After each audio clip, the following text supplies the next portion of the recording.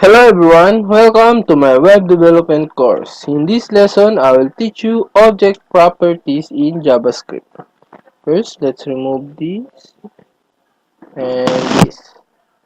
Then type here on top p id test p. Then type bar person equals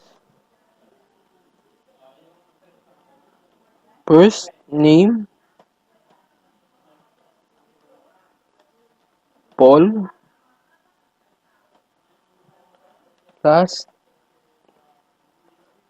name is Tordesillas. Then age is 28.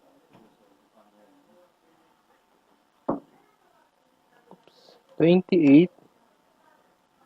Then eye color black. Then type here document that get element by id test that inner html equals person first name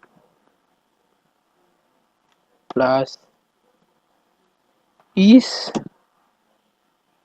as person age, then plus years old. Then here, then save it, refresh your browser, and it's working. That's it. See you guys in my next lesson.